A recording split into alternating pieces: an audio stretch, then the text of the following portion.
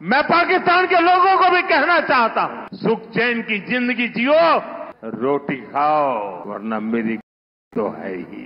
पाकिस्तान के नागरिकों, खास करके वहां के बच्चे, ये मोदी की बात कान खोल करके सुन लो। ये आपकी सरकार और आपकी सेना आतंकवाद को समर्थन दे रही। आतंकवाद पाकिस्तान की सेना और सरकार के लिए पैसा कमाने का जरिया बन गया है। पाकिस्तान के युवकों को तय करना होगा, पाकिस्तान के बच्चों को तय करना होगा, क्या ये रास्ता उनके लिए ठीक है? क्या उनका भला हो रहा है? सत्ता के लिए जो एक खेल खेले जा रहे हैं, क्या उससे पाकिस्तान के बच्चों की जिंदगी बनेगी? मैं पाकिस्तान के बच्चों को कहना चाहता हूं, ये आपके हुक्मनारा, ये आपकी सेना आतंकवाद के साए में पल रही है। वो आपके जीवन में खतरे पैदा कर रही है, आपके भविष्य को नष्ट कर रही है। বন্ধুরা বন্ধুরা আজকে নিয়ে এসেছি চরম খবর, সেটা তোমরা দেখতেই পারলে ইতিমধ্যে। আমাদের প্রধানমন্ত্রী তিনি পাকিস্তানকে হুঁশিয়ারি দিয়ে বলছেন যে তোমরা রুটি খাচ্ছ খাও, শান্তিতে থাকো, না হলে আমার তো গুলি আছেই। কিসের গুলির কথা বলছেন? এটা কি ওই শরীর খারাপ হলে, জ্বর হলে আমরা যে ওষুধ খাই সেই গুলি, সেই প্যারাসিটামল নানা রকম যা যা ওষুধ থাকে সেই গুলির কথা বলছেন? আমরা তো বাড়িতে বলে এই গুলিটা খেয়ে নে তাড়াতাড়ি, মানে জ্বর সারবে না। বাড়ির বয়স্করা এটা তো বলে, এটা কি সেই গুলির কথা বলছেন যে খাবারটা খেয়ে না, রুটিটা খেয়ে না, নাহলে কিন্তু খালি পেটে ওষুধ খেতে হবে, গ্যাসের ওষুধ? এটা কি বলছেন বন্ধুরা?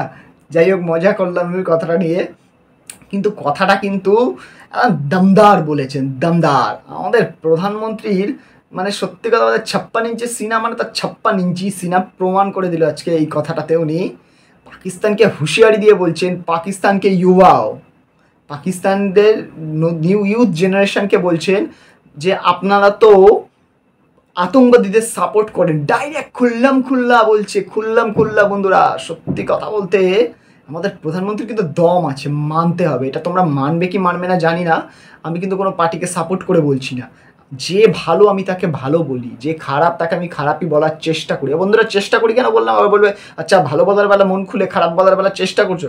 বন্ধুরা তোমরাও তো জানো খারাপ বলাটা আজকের দিনে দাঁড়িয়ে কতটা রিস্কি হয়ে দাঁড়িয়েছে। কাউকে কাউকে ভালো বলো, খারাপ বলা কিন্তু খুব রিস্কি ব্যাপার। যাই হোক বন্ধুরা, আমি একটা মানুষ হিসাবে একটা, উনি যে ওই প্রধানমন্ত্রীর সিটে আছেন, ওনার যে দায়িত্বটা উনি কিন্তু পালন করছেন, এই কিছু কিছু জায়গায় বোঝা যায়। কিছু কিছু জায়গায় বলেছে, আবার অনেকে বলবে এটা করেন না, ওটা করে না।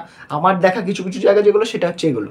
তো আমি দেখলাম, আমি সেখান থেকে বলছি, উনি ডাইরেক্ট পাকিস্তানিদের হুঁশিয়ারি দিয়ে বলছেন, খেতে হলে রুটি খাও, নাহলে কিন্তু আছেই আমার, আছেই সেই, বুঝতে পারছো তো, সেই যেটা খাবে বললে। একবার তো আমি বলে দিয়েছি, কি আর বলবো না, তোমরা জেনেছো শুনেছো, কতবার বলবো। বন্ধুরা বলছে ওরা নাকি আতঙ্কবাদীদের সাপোর্ট করে, শুধরে যাও, তোমরা হুজুরে আলার কথা শুনে নেইছো না, এরকম মন্তব্য করছেন। প্রধানমন্ত্রীর কাজ করছেন। আমার মনে হয় যে প্রধানমন্ত্রী না, প্রধানমন্ত্রীর দায়িত্বটা পালন করছে। সারা জীবন আমাদের পিছনে কোনো একটা দেশ লেগে যাবে, আমরা সারা জীবন ডিফেন্স করে আটকে থাকবো? ডাইরেক্ট জবাব দেবো। এই যে প্রধানমন্ত্রী আমাদের দিচ্ছেন প্রধানমন্ত্রী জবাব আমাদের এই অন্য পাকিস্তানকে। সত্যি তো সারা জীবন আমরা ডিফেন্স করে যাব, ডিফেন্সিভ দেশ। কেন ভাই? কেউ আমাদের এসে বারবার পিছনে কাঠি করে যাবে, আমরা শুধু শুনবো ঠিক আছে আর ঠিক আছে, আর জন্য না হয় কেন? আর জন্য হতে না দেওয়া হয় সেটা করে দেখাবো আমরা, যেটা করছে অলরেডি আজকের দিনে দাঁড়িয়ে, যেটা করছে বন্ধুরা, যেটা করছে। আমার কিন্তু এই জিনিসটা খুব ভালো লাগে প্রধানমন্ত্রীর। উনি যোগ্য জবাব দিতে জানে পাকিস্তানকে। কেউ আমাদের পিছনে লাগলে তাকে হুঁশিয়ারি নয়, ডাইরেক্ট জবাব দিতে জানে উনি। ওই যে মুখে বলে ছেড়ে দিলাম, তোমাকে কিন্তু এটা আমরা করতে পারি, করে দেখাবো, করতে পারি না। বন্ধুরা প্রধানমন্ত্রীর এই যে গরমভাবে কথা বলাটা আমার কিন্তু পার্সোনালি খুবই ভালো লাগে। যাকে যার তার অকাতটা বুঝিয়ে দেওয়া, তুমি বেশি বেরো না, অতিরিক্ত হচ্ছে, তোমার অকাত আমি বুঝিয়ে দেবো। প্রধানমন্ত্রী আমাদের এইরকম টাইপের চরমপন্থী। আজকের দিনে দাঁড়িয়ে আমাদের পশ্চিমবঙ্গে নয়, আমাদের ইন্ডিয়াতে চরমপন্থী হওয়াটা খুবই দরকার, যেটা আমাদের প্রধানমন্ত্রী আছেন। বন্ধুরা আমার তো পার্সোনালি খুবই ভালো লাগলো আমাদের প্রধানমন্ত্রীর এই বক্তব্য। তোমাদের কি মনে হয়, প্রধানমন্ত্রী কি পাকিস্তানকে এই হুঁশিয়ারিটা দিয়ে ঠিক করেছে? আমি তো গ্যারান্টি দিয়ে বলবো ঠিক করেছে। আমি আমার মতামত বলছি, ঠিক করেছে উনি। এইরকম প্রধানমন্ত্রী আমরা আরও চাই। দেখা যাক বন্ধুরা তোমাদের কি মতামত, তোমরা কি বলো। তোমরা আবার দেখো কিন্তু আবার কেউ এসে আবার বলো না পাকিস্তান তো আমাদের ভাই, আমাদের কোনো ভাই নয় ওরা। কোন দিক দিয়ে ভাই হয় অন্য দেশ? তোমার ভাই তোমার বাড়িতে যেটা থাকে সেটাই ভাই।